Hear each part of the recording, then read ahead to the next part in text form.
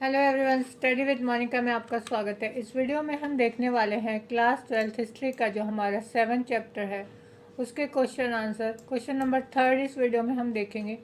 शहर के किलेबंद क्षेत्र में कृषि क्षेत्र को रखने के आपके विचार में क्या फ़ायदे और क्या नुकसान थे।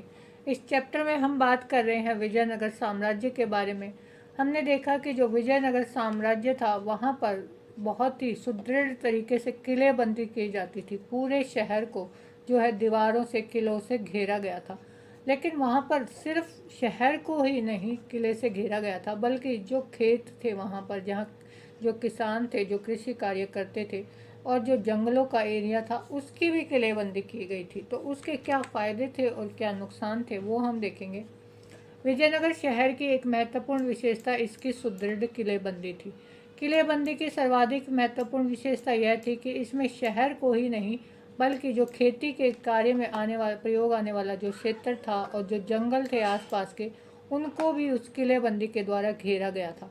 अब्दुल रज्जाक जो आए थे यहाँ पर, उन्होंने अपना जो यात्रा वृत्तांत लिखा था, उन विवरण से भी हमें यहाँ के जो किलेबंदी थी उसके बारे में जानकारी मिलती है। अब हम देखेंगे कि इस किलेबंदी को करने के क्या फ़ायदे थे और क्या नुकसान थे। पहले हम इसके फ़ायदे देखेंगे। तो जो पहला लाभ था वो क्या था। मध्यकाल में विजय प्राप्ति में घेराबंदी का महत्वपूर्ण योगदान होता था। देखिए, उस समय में ज़्यादातर क्या होता था कि एक क्षेत्र जो है, एक राजा दूसरे राज्यों पर ज़्यादातर आक्रमण करके उन राज्यों के ऊपर विजय प्राप्त कर लेता था और उनको जो है अपने राज्य में मिला लेता था।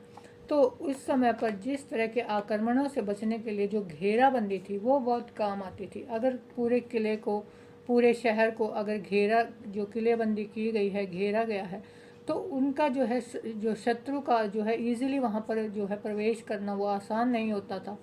तो इसलिए भी जो किलेबंदी है वो महत्वपूर्ण थी। घेराबंदी का मुख्य उद्देश्य प्रतिपक्ष को खाद्य सामग्री से वंचित करना था ताकि वे विवश होकर आत्मसमर्पण कर दें। देखिए, खेतों की किलेबंदी की जाती थी तो क्या था कि ज़्यादा से ज़्यादा एरिया जो है उसको घेर कर जो है अपने कब्जे में ले लिया जाता था। अब जो सामने वाला है, अगर उसके पास जो है पर्याप्त मात्रा में अगर खाने का जो है अनाज नहीं बचता, उसके पास इतनी ज़मीन ही नहीं बचती कि वो वहाँ पर जो है अनाज उगा सके, तो वो क्या करेगा। जब खाने की चीज़ ही नहीं है तो वो लड़ेगा कैसे। तो वो जल्दी आत्मसमर्पण जो है कर देता था। घेराबंदी कई महीनों और यहाँ तक कि कई कई सालों तक वहाँ पर चलती रहती थी। इस स्थिति में बाहर से खाद्यान्नों का आना जो है दुष्कर हो जाता था। अब जो है कई कई सालों तक घेराबंदी की गई है, जब बाहर निकल ही नहीं सकते तो बाहर से जो है खाने के सामान है वो लेकर कैसे आएंगे।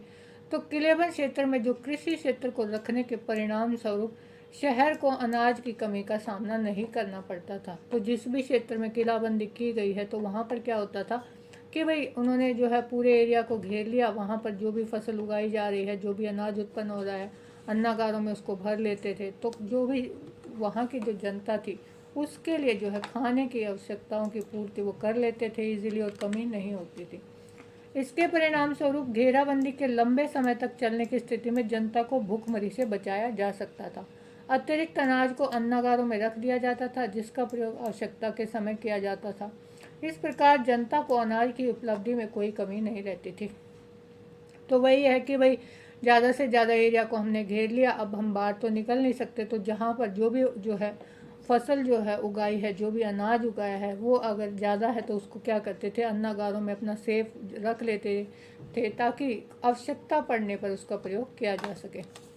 इसके परिणाम स्वरूप खेतों में खड़ी फसलें शत्रु के द्वारा जो है वो किए जाने वाले विनाश से बच सकती थी।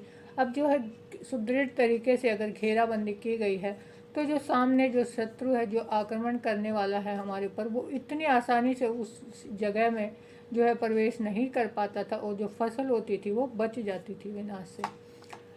खेतों के किलेवन क्षेत्र में होने के कारण जो प्रतिपक्ष था उसको जो है खाद्यान्न की आपूर्ति की जो है वो संकट में पड़ जाती थी, जिससे जो घेराबंदी थी वो लंबे समय तक खींचना कठिन हो जाता था और उसे व्यवस्थापूर्वक घेराबंदी को उठाना पड़ता था। मान लो कोई शत्रु है किसी राज्य क्षेत्र पर जो है वो आक्रमण करने के लिए आया है और उसने उस जगह को घेर लिया है। अब घेर लिया तो बाहर तो वो भी नहीं जा सकता, तो क्या करेगा, कितने समय तक वो रहेगा। कई कई महीनों सालों तक वो एक जगह पर रहते थे।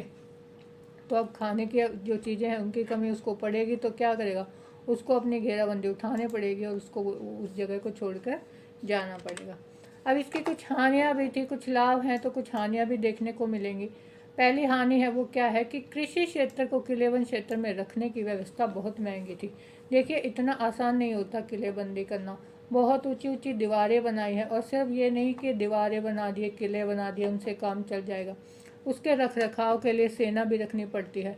तो बहुत जो है राज्य को इस पर बहुत भारी मात्रा में जो है धन खर्च करना पड़ता था कि भाई अगर किलेबंदी करनी है तो शहर की किलेबंदी करनी है, उसी में इतना पैसा खर्च होता है, और ये लोग तो खेतों की भी किलेबंदी कर रहे हैं। तो जो राज्य था उसको बहुत ज़्यादा धन खर्च करना पड़ता था, तो ये एक महंगी व्यवस्था थी। जो दूसरा है वो है किलेबंद क्षेत्र में कृषि क्षेत्र में होने के कारण परिणाम स्वरूप घेराबंदी की स्थिति में बाहर रहने वाले किसानों के लिए खेतों में काम करना मुश्किल हो जाता था। अब अगर घेराबंदी की गई है तो जो बाहर के जो किसान हैं वो उस एरिया में नहीं आ पाते थे, तो उनके लिए जो है काम मिल पाना मुश्किल हो जाता था। ये भी एक हानि थी।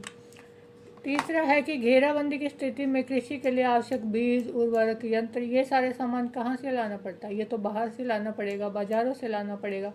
तो जो शत्रु अगर क्षेत्र में प्रवेश करने में सफल हो जाता था, मान लो घेराबंदी की गई है, किलेबंदी की गई है, लेकिन अगर गलती से अगर शत्रु को मौका मिल गया और वो उस जगह में जो है उसकी एंट्री हो गई, वो प्रवेश वहाँ कर गया, तो वो क्या करेगा?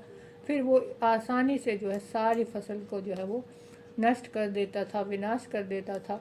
तो इस तरह से भी जो किलेबंदी है, जो घेराबंदी है, वो हानिकारक सिद्ध होती थी। एक इमेज मैंने यहाँ डाली है, ये शहरों की जो किलेबंदी की जाती थी प्राचीन समय में, वो मेनली इस तरीके से देखिए कितनी ऊंची ऊंची पत्थर की, भारी भारी पत्थरों की दीवारें बनाई गई हैं।